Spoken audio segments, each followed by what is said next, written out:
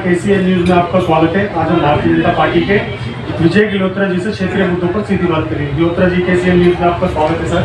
सबसे पहले आपसे जान लेंगे सर, लंबे समय से आप कांग्रेस से जुड़े रहे, क्या कारण था आपने भारतीय जनता पार्टी कांग्रेस को छोड़कर भारतीय जनता पार्टी से आप जुड़े रहे? देखिए, मैं 32 साल से कांग्रेस का कार्यकर्ता बन के रहा, पदाधिकारी रहा, चुनाव लड़ने का मौका भी मिला मेरे को।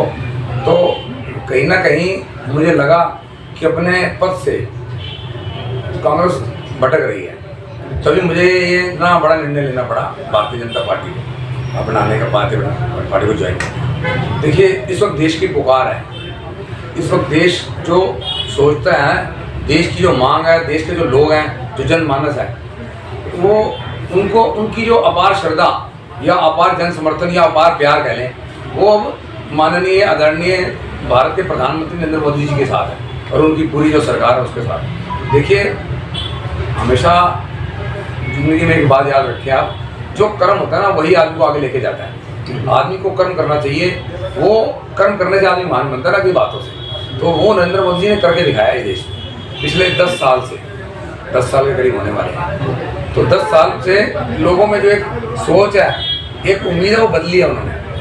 जो रुझान और अन्य पार्टियों की हुआ करता था, वो केवल और केवल भारतीय जनता पार्टी और नरेंद्र मोदी जी के साथ है जन समर्थन। कोई शक या शकवा शिकवा कोई किसी चीज़ का नहीं है कि केवल और केवल लोग भारतीय जनता पार्टी को चाहते हैं। और अब की बार 400 पार, ये नारा इन्होंने दिया है, बिल्कुल सार्थक है और सार्थक सिद्ध होगा और सत्य नारा है।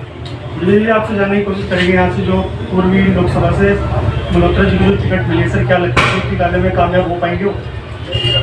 बिल्कुल। अब कामयाबी की बात करते हैं आप, लोग इंतजार कर रहे हैं। मैं ये बताना चाहता हूँ कि लोग ना इंतजार कर रहे हैं। मैं लोगों में जाता हूँ, मिलता हूँ, तो लोग कहते हैं कब इलेक्शन आए, इलेक्शन वाला दिन आए कि हम वोट डालें हर्ष मल्होत्रा जी को, जो हर्ष मल्होत्रा जी के नाम से जो उम्मीदवार हैं यहाँ चुनाव लड़ रहे हैं, वो भी जमीनी स्तर के नेता हैं। उन्होंने बड़े छोटे स्तर से कार्यकर्ता के रूप में पार्टी में अपनी आरंभ किया था राजनीतिक जीवन, और काउंसलर रहे, मेयर रहे, और इसके अलावा संगठनात्मक जो उनकी सोच है, जो दूरदृष्टि है, मैं देखता हूँ। मैं मिला भी उनसे, बात की मैंने, जो मैंने ज्वाइन करनी थी पार्टी, तो उससे पहले उन्होंने मेरे से मिले, तो मैं देख के इतना प्रभावित हुआ कि उन्होंने मेरे को बोला कि आपकी कोई शर्त या कोई चीज़ है जो चाहते हो आप? मैंने उनको बताया कि केवल और केवल ज्वाइनिंग है, बाकी मेरा कार्य आगे मेरे को लेके जाएगा। जो मेरे को पार्टी जिम्मेवारी देगी, मैं निर्माण करूंगा तन मन धन से। दिल्ली में क्या लगता है सर, इस बार कितनी सीट आने की संभावना है भारतीय जनता पार्टी? दिल्ली में 7 की 7 सीटें भारतीय जनता पार्टी जीत रही है। 7-0 से भारतीय जनता पार्टी ये चुनाव जीत रही है। जो कांग्रेस 3 और 4 की फाइट कर रही है सर मिलकर, इससे क्या लगता है नुकसान हो सकता है भाजपा को? गठबंधन जो किया है इन्होंने, कोई औचित्य नहीं है गठबंधन का दिल्ली में। मैं ये बताना चाहता हूँ, कोई औचित्य नहीं है गठबंधन का, कुछ नहीं हो रहा है गठबंधन से। गठबंधन से और करने से और लोग नाराज हो रहे हैं। कार्यकर्ता में बड़ा, मैं भी एक कार्यकर्ता, जो मैंने पार्टी को त्याग दिया ना नरेंद्र मोदी जी की नीतियों से, और साथ में ये जो एक आत्मघाती एक कदम था, केजरीवाल एंड कंपनी से गठबंधन करना, उस पार्टी से गठबंधन करना जिन्होंने शीला दीक्षित को गालियाँ दी, जिन्होंने डॉक्टर अशोक कुमार वालिया जैसे व्यक्ति को गालियाँ दी, आज वो उन पर गलबैयाँ कर रहे हैं इनके साथ। तो कहाँ है मापदंड, कहाँ है मान्यता?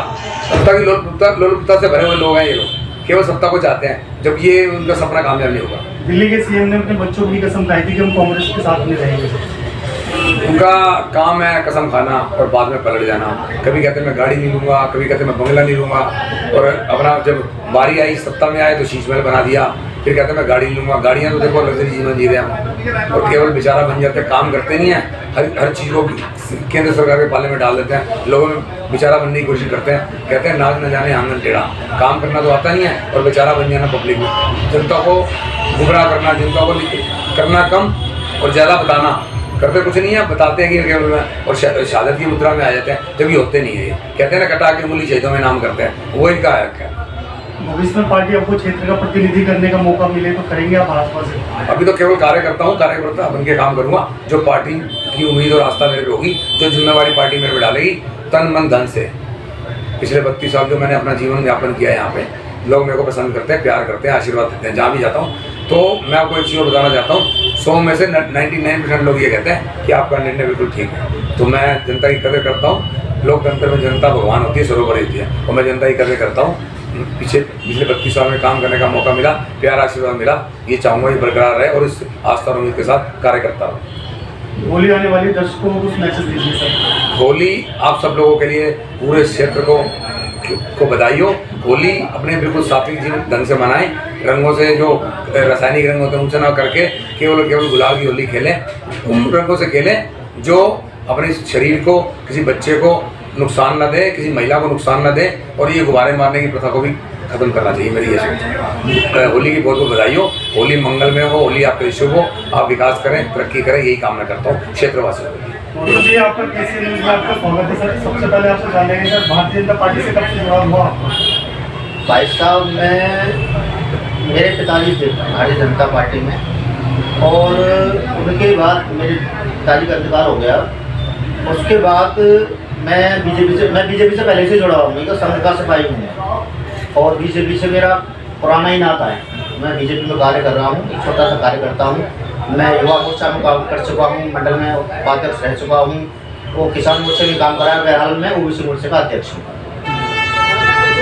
और आपसे जानने की कोशिश करते हैं सर, इस बार क्या लगता है दिल्ली के अंदर जो चुनाव होंगे कैसा माहौल होगा सर इस बार?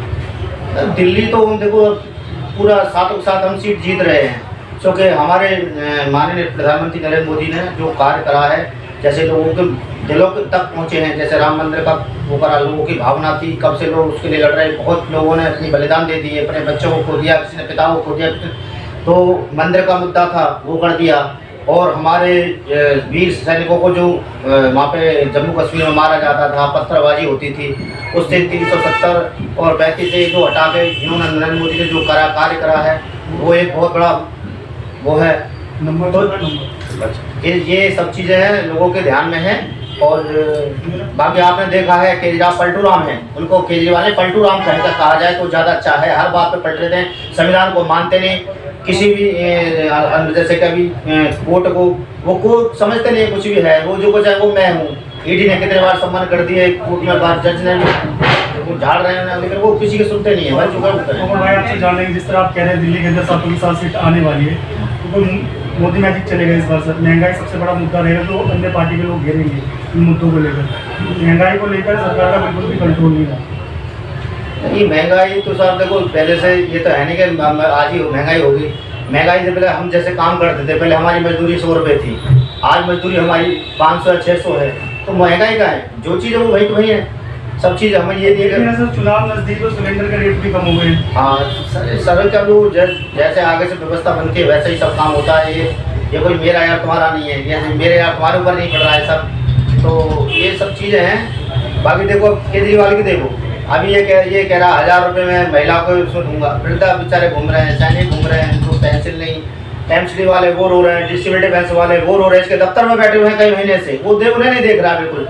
और हमारे रोडवेज वाले हैं वो रो रहे हैं, किसी को देने के लिए पैसे ही नहीं है इसके पास। सफाई सब कर्मचारी वो बैठे हैं। तो ये सब, और हमारे नरेंद्र मोदी ने देखो उज्ज्वल योजना चला रखी है, मुद्रा योजना है, और तुम्हारा ये गैस का वो जो है आयुष्मान योजना है, और तुम्हारा ये कई सारी योजना है जैसे कि, तो उससे सबको लाभ मिल रहा है, और इसीलिए सब मोदी के साथ जुड़े हैं। अब हमारे यहाँ से हमारे भाई बहुत प्रिय है, हमारे जहाँ से जो टिकट मिला है हर्ष मल्होत्रा जी, एक छोटे से छोटे कार्यकर्ता से उनका प्यार है और उनको भाई मानते हैं, और इतना खुशी है हमें उनको जो टिकट मिला है कि उनके लिए हम दिल जान जीरो जान जो है पूरा लगाएंगे, और उनको पूरे 5 लाख वोटों से विजयी बनाकर यहाँ से भेजेंगे, ये हमारा वादा है। अंत में कुछ मैसेज भेजने दर्शकों को। सभी गीता कॉलोनी के क्षेत्रवासी और सादरा के क्षेत्रवासियों के लिए होली की बहुत बहुत शुभकामनाएं। स्वस्थ रहें, मस्त रहें, और जो केमिकल यूज जो ये गुलाल या कलर हैं उनसे बचें, और अपने बच्चों को भी बचाएं, और इसी के लिए बहुत बहुत धन्यवाद। केसीएन न्यूज़ में आपका स्वागत है सर। इस तरह के मुद्दों को लेकर वोट मांगेंगे जनता के बीच इस बार आप? यही मुद्दे हैं हमारे, जो मोदी जी ने काम करा है, काफ़ी काम बहुत अच्छे, सम्मान निधि योजना, उज्ज्वल योजना से भाई ने बताया, काफ़ी सारी योजना चलाई हैं, बहुत से काम है मोदी जी के। ये मोदी जी के ऊपर ही वोट चल रही है हमारे, बहुत अच्छे हैं। दिल्ली के अंदर 7 सीट अपनी आएंगी। जी भारतीय जनता पार्टी से जुड़े क्या परिवर्तन हुआ है गीता कॉलोनी वार्ड के अंदर? बहुत बड़ा परिवर्तन है। ये हमारे विजय भैया बहुत टाइम से समाज सेवा भी करते आ रहे हैं। कांग्रेस के उससे बहुत अच्छा काम करा इन्होंने। अब हमारे बीजेपी के साथ जुड़े हैं, बहुत अच्छा लगा हमारे को। हम भी इनके साथ हैं और साथ रहेंगे। और हमारे जो हर्ष मल्होत्रा जी हैं, हम पूरी मदद करेंगे, उनकी पूरी सहायता करेंगे, पूरी वोट के लिए पूरा अपना कर्तव्य देंगे उनको। 5 लाख से जितना तो दे। बाकी क्षेत्रवासियों के लिए हैप्पी होली, और गुलाल से अपने होली खेलें, केमिकल वगैरह कम यूज़ करें। और भाई हमारे प्रधानमंत्री नरेंद्र मोदी जी को 400 सीटों से पार विजय बनाए।